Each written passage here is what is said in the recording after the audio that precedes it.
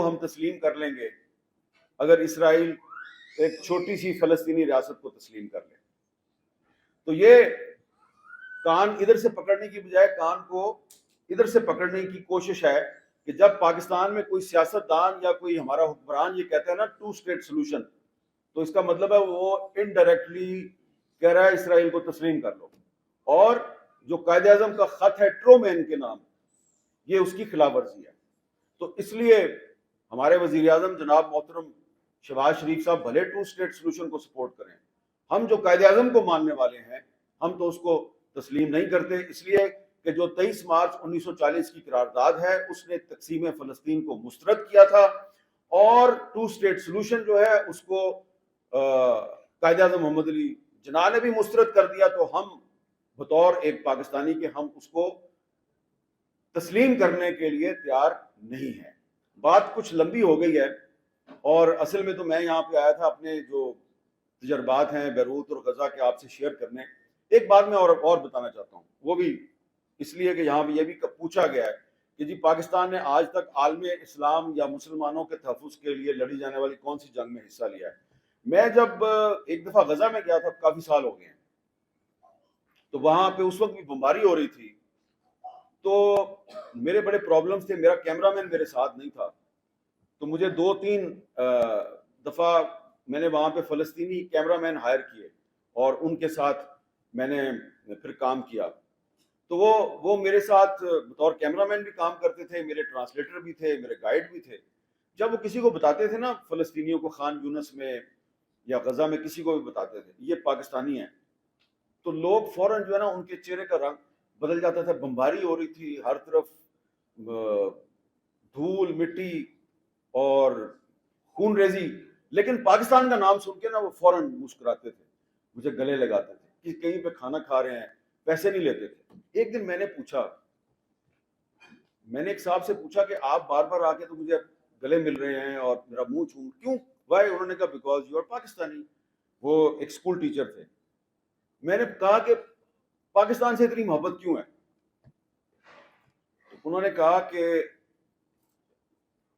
1967 کی عرب اسرائیل جنگ میں اور 1973 کی عرب اسرائیل جنگ میں پاکستان کی ایئر فورس کے پائلٹ یہاں آئے اور انہوں نے سیریا سے اور عراق سے اسرائیل پہ حملے کیے اور ان کے جہاز گرائے. اور جب اسرائیل کے جہاز گرتے تھے تو ہم تالیاں بجاتے تھے، اور ہمیں جب پتہ چلتا تھا کہ یہ جہاز پاکستان ایئر فورس کے پائلٹوں نے گرائے ہیں تو ہم پاکستانیوں کو دعائیں دیتے تھے. تو یہ کو پہلی دفعہ پاکستان کی ریاست نے فلسطینیوں کی عملی مدد نہیں کی. اس سے پہلے بھی پاکستان فلسطینیوں کی عملی مدد کرتا رہا، اور بہت سی چیزیں میں بار بار اسی لیے کہتا ہوں کہ ہم نے اپنی تاریخ کو صحیح نہیں لکھا. میں زیادہ باتیں نہیں کرنا چاہتا. ایک چیز اور بتانا چاہتا ہوں کہ آپ کو پتہ ہے پاکستان کا پہلا آرمی چیف ایک انگریز تھا، جنرل گریسی. جنرل گریسی کے بعد جو ہمارا پاکستانی آرمی چیف تھا، مسلمان آرمی چیف تھا، نامینیٹ کیا لیاقت علی خان صاحب نے، اس کا نام تھا جنرل افتخار خان. جنرل افتخار خان نے گریسی کی جگہ پہ آرمی چیف بننا تھا، اور ان کے ٹیک اوور کرنے میں کچھ دن باقی تھے کہ وہ ایک پرسرار ایئر کریش کا شکار ہو کے حیدرآباد کے قریب ان کا طیارہ کریش کر گیا اور وہ شہید ہو گئے. جو طیارہ کریش ہوا اس میں صرف جنرل افتخار خان سوار نہیں تھے، اس میں الجیریا کی تحریک آزادی کے کچھ رہنما بھی سوار تھے، وہ بھی اس میں شہید ہو گئے. اس کا کیا مطلب ہے؟ اس وقت تک تو پاکستان میں کوئی ملٹری ٹیک اوور نہیں ہوا تھا، یہ 1949 کی بات ہے. اس وقت تو پاکستان میں ایک سویلین حکومت تھی. تو وہ جو سویلین حکومت ہے وہ ایک نوزائیدہ ریاست کو بھی سنبھال رہی تھی، فلسطینیوں کی بھی حمایت کر رہی تھی، اور الجیریا کی جو تحریک آزادی کے جو رہنما ہے ان کو بھی پاکستان میں پناہ دی ہوئی تھی. میں نے پھر بعد میں اس کا بڑا سراغ لگایا، پتہ چلا کہ جی وہ ان کے لیے پاسپورٹ بنائے جاتے تھے یہاں سے. وہ ان کو دنیا میں ٹریول کرنے کے لیے پاسپورٹ کی ضرورت ہوتی تھی، ان کو پاسپورٹ بھی بنا کے دیے جاتے تھے اور کچھ ان کی مالی امداد بھی ہوتی تھی. اس لیے اگر آپ کبھی الجیریا چلے جائیں، الجزائر اور تیونس 2 ملک ہیں، وہاں پہ بھی پاکستان کی بڑی عزت ہے. ان سے آپ کو پتہ چلے گا کہ ان کی تحریک آزادی میں پاکستان کا کیا کردار ہے. لیکن پھر ہوا کیا کہ جو 1973 کی عرب اسرائیل جنگ میں جو پاکستان کا کردار تھا، اس کے بعد پھر 1974 میں لاہور میں او آئی سی کی کانفرنس ہوئی، اور یاسر عرفات صاحب جو ہیں پی ایل او کے سربراہ اس وقت، ان کو پاکستان میں قومی ہیرو کا درجہ دیا گیا. پھر اس کے بعد جو سازشیں شروع ہوئی تو شاہ فیصل کو بھی شہید کر دیا گیا، بھٹو صاحب کو بھی پھانسی لگا دی گئی، اور اس کانفرنس میں آنے والے جو مسلمان رہنما ہیں ان کی ایک لمبی فہرست ہے جن کا بہت برا انجام ہوا. تو یہ بات درست ہے کہ بعد کے سالوں میں، خاص طور پہ جنرل ضیاء الحق کے دور میں، پاکستان جو ہے وہ سامراجی طاقتوں کا ایک ہینڈلر بن گیا، علاقار بن گیا، اور ابھی بھی کبھی کبھی ایسا لگتا ہے کہ پاکستان کی پالیسی وہی ہے. اور اسی لیے آج آپ اور ہم سارے سینیٹر مشتاق احمد خان صاحب کی گرفتاری کی مذمت کر رہے ہیں. تو یہ جو میں نے لمبی جو ایک اتنی آپ کو گزارشات پیش کی ہیں، 2 میری معروضات ہیں، 2 مقاصد ہیں. میں صرف یہ کہنا چاہتا ہوں کہ پاکستان جو ہے وہ سامراجی طاقتوں کی سازشوں کے خلاف مزاحمت کے نتیجے میں معرض وجود میں آیا. علامہ اقبال اور قائد اعظم 2 سامراج دشمن رہنما تھے، اور ان کی سامراج دشمنی کا ایک اور ثبوت یہ ہے کہ یہ دونوں جو ہیں، علامہ اقبال بھی اور قائد اعظم بھی، انہوں نے بھگت سنگھ کی حمایت کی کھل کر. علامہ اقبال نے بطور وکیل اور قائد اعظم نے بطور ممبر لیجسلیٹو اسمبلی، انہوں نے اسمبلی کے فلور پہ بھگت سنگھ کی حمایت میں تقریر کی. تو مجھے آپ یہ بتائیں کہ وہ بھگت سنگھ جس نے کہ انگریزوں کے خلاف بم چلا کر اپنے جذبات کا اظہار کیا، وہ سامراجی طاقتوں کا دشمن تھا یا ان کا اتحادی تھا؟ تو پاکستان کی جو موجودہ حکومت ہے، اس سے گزارش ہے کہ قائد اعظم کے اور علامہ اقبال کے راستے پہ چلیں، 2 اسٹیٹ سولوشن کی بات کرنا بند کریں.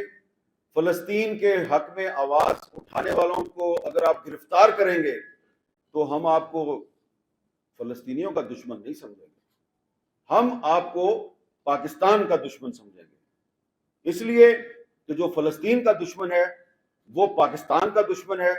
جو فلسطین کے حق میں آواز اٹھانے والوں کو پسند نہیں کرتا، ہم اسے پسند نہیں کرتے. بہت بہت شکریہ ہوئی. تو شاہ فیصل کو بھی شہید کر دیا گیا، بھٹو صاحب کو بھی پھانسی لگا دی گئی، اور اس کانفرنس میں آنے والے جو مسلمان رہنما ہیں ان کی ایک لمبی فہرست ہے جن کا بہت برا انجام ہوا. تو یہ بات درست ہے کہ بعد کے سالوں میں، خاص طور پہ جنرل ضیاء الحق کے دور میں، پاکستان جو ہے وہ سامراجی طاقتوں کا ایک ہینڈلر بن گیا، علاقار بن گیا، اور ابھی بھی کبھی کبھی ایسا لگتا ہے کہ پاکستان کی پالیسی وہی ہے. اور اسی لیے آج آپ اور ہم سارے سینیٹر مشتاق احمد خان صاحب کی گرفتاری کی مذمت کر رہے ہیں. تو یہ جو میں نے لمبی جو ایک اتنی آپ کو گزارشات پیش کی ہیں، 2 میری معروضات ہیں، 2 مقاصد ہیں. میں صرف یہ کہنا چاہتا ہوں کہ پاکستان جو ہے وہ سامراجی طاقتوں کی سازشوں کے خلاف مزاحمت کے نتیجے میں معرض وجود میں آیا. علامہ اقبال اور قائد اعظم 2 سامراج دشمن رہنما تھے، اور ان کی سامراج دشمنی کا ایک اور ثبوت یہ ہے کہ یہ دونوں جو ہیں، علامہ اقبال بھی اور قائد اعظم بھی، انہوں نے بھگت سنگھ کی حمایت کی کھل کر. علامہ اقبال نے بطور وکیل اور قائد اعظم نے بطور ممبر لیجسلیٹو اسمبلی، انہوں نے اسمبلی کے فلور پہ بھگت سنگھ کی حمایت میں تقریر کی.